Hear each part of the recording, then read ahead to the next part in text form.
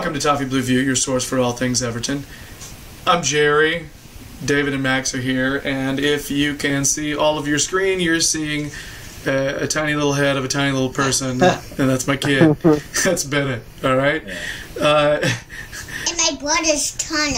Yeah, and he's taking a nap right now, but he's not actually taking a nap. Yeah, he's supposed to be taking a nap, but I guess he knows what he's missing out on, I guess. So, anyway, so we have one more segment to do, so we're going to talk about the Everton players that might be in the World Cup coming up this summer. All right? So, yay indeed. You're right. So, guys, let's start with the possible England inclusions, just because, that's where you're from and stuff. And we have more of those than anything else. I think the only definite inclusion is Pickford. Yeah. I actually think there's a case for Pickford to be number one. I agree. And I would say that Pickford, right now, Pickford would be my pick, and I'm not really being Everton biased. Yeah. Yeah. However, before the season, I would have said Keane is getting in, But to be honest with you, he might have played his way right off the team. Yeah. I don't know. I wouldn't take Keane personally. No, he hasn't played with that dominance or the assertion or the experience even of someone that should go to a World Cup with England. I don't think. I certainly feel like there was a chance to be seized at the start of the season for him, but given his performances, I just don't think he merits it now. Yeah. By the way, this totally reminds me of that video of that politician sitting there giving an interview, and the little girl marches in. Yeah, that's this is just the same, but you can't hear it because I'm using the headphones. Okay, no, I'm not taking them out for the recording. So, other possible inclusions: DCL. There was a rumor that he might get a ticket. He might be put in there. Hard to say. I'd put him over Solanke, but I'm an Everton supporter. You know what I mean? Yeah. I actually do think he's got an outside chance because he's played a lot of football, and when you look at the stats, they're not bad for a lad his age in the Premier League. So I do think he's got a chance. Next, here's one that I actually think should get a chance. I just don't know if he's going to. Walcott. I think with the way he's been playing this season for us since he's come over, I actually think he's a pretty electric player, and he could give you a nice, decent option off the bench.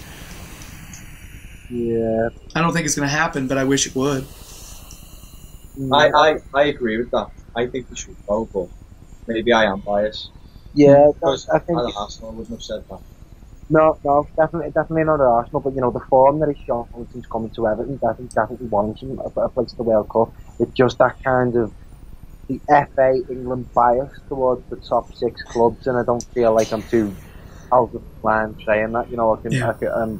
I can see Marcus Rashford, I can see Oxlade-Chamberlain, I can see Adam Lallana, I can see all players like that getting in the team ahead of him. And well, think about it, Max. You're spot on. Ricky Lambert got a call because he was playing for Liverpool. He shouldn't have got anywhere near the England team, really. Didn't get sniffed at Southampton where he put in his best form. So I don't know. I heard a rumor that Glenn Murray actually is being considered because of the form he's been in recently. Yeah. So I think as far as the strikers go, all bets are off, and it could be anyone. As far as the attacking players go, Walcott could get it. I just haven't heard any rumors about him, which I have heard about DCL. Yeah. Okay. All right, so then you got the possibility of Baines, Rooney, or Jags, but I don't know. I think out of all three of those, Baines is the only one that has a real slight possibility if he starts playing well the rest of the season. But I'd say it's a low probability on all three of those. So I feel a little bit sorry for Baines because for me he's been England's best left back for many years. And he's never really had a prolific run within the England setup. He's featured in games, but I remember Warnock going to a World Cup over him, and then I remember him going but not playing too much. And I can't really think of him particularly playing at a major tournament for England unless I'm way off, and you guys I can't really remember them. No, I feel like it's been a really obscure era, really, for Everton players involved in the England setup, really. It's kind of been those two prominent names, Baines and Jagielka. They've always kind of featured within the selected squad and not necessarily had a guaranteed starting place. And again, I think it comes full circle to the top six bias. But you know, if they don't get picked, you know, you've got to look at the bright side of things. You know, less chance of injury and more chance they'll be fresher ahead of the season. Yeah. So I think that's pretty much it from our team. The possibilities for England, right? Can you think of any others? Yeah. No one that has a chance. No. So there's two that are injury dependent that will probably go if they end up being healthy enough. Sigurdsson, which we talked about in another video, so check out the Sigurdsson video. That we know for a fact he's one of Iceland's strongest player, if not the strongest player. And also Onyekuru for Nigeria, if he ends up not needing surgery, if he ends up being healthy, I think he'll get a call up, and he will play with them. So that's good. Then there are two. We know that Senegal is going to call Idrissa Gueye. We know that. Then there's the possibility of Nias actually being on that plane to World Cup, which is wonderful, because he recently got called up, and so he's playing in a friendly coming up, which is great. That would be absolutely fantastic if Omar Nias is able to get on the plane for the World Cup, and even if he manages to score in one of the games, that'd be the biggest, two fingers up to Koeman. Well, hey, how great would it be if he scored against? Oh no, they're not there, are they? That would have been a pain. I actually thought that was part of your wind-up. Actually, I thought that was part of your wind-up. You were like, oh, how great! Well, oh, the Netherlands isn't even there. There you go. That was the case. I knew what I was doing there. Yeah, John just cut it that way. Yeah, because that's how it works. So one last one who's almost certainly going, Funes Mori for Argentina, almost certainly going to be there. When he's healthy, he's usually a starter for them. They love him. I don't think he makes maybe as many mistakes when he plays for them, but I mean, it's just been a while since he's played. So I feel like it's quite a common theme with South American centre halves in general. They seem to be very touch and go with the form and quite unpredictable in whether they're going to make a mistake. But yeah, he does seem to be quite the prominent name in the Argentinian setup, who I think will be going into this as they're always, if not one of the favourites to win it. So it'd be nice if we had an Everton player that could come out of the World Cup with a medal. Should have been Shokran Mustafi, but look what happened with him. Yeah.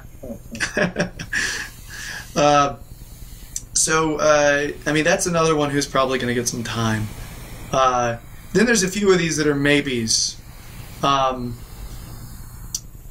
Nikola Vlasic with Croatia. I've heard the fact that he's not playing for us kind of puts him in jeopardy a bit. I mean, he might not even get on the plane. It definitely puts in jeopardy whether or not he'll get playing time. So for his sake, I hope he gets to play some more for us the rest of the season. Maybe he ends up actually getting a little time for Croatia this summer. Who else? Schneiderlin's probably not for France. Probably not. Morales is probably not for Belgium. And that's about it. You guys think of anybody else? Because because a lot of these teams are not in the World Cup. What about Cenk Tosun? Turkey is not in. Oh. Yeah, trust me, I was all psyched the idea of being able to see Cenk Tosun, and then it's a bummer. I believe that is it. If we have forgotten any, please don't hesitate. I'm sure you won't to put those in the comments. But yeah, I guess that is all for our Everton in the World Cup segment. And for the pod people, that is all for the big show. If you have been listening via podcast, thank you very much.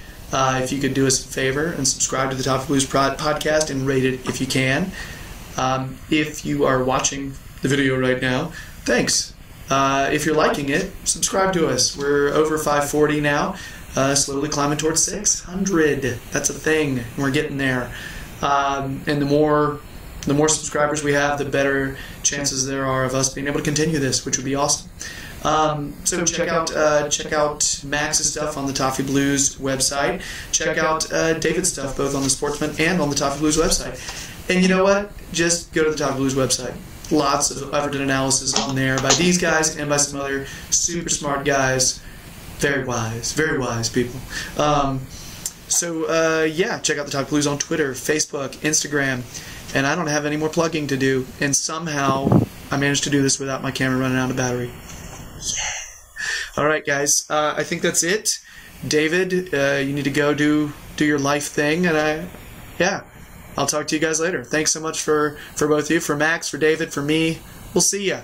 Bye.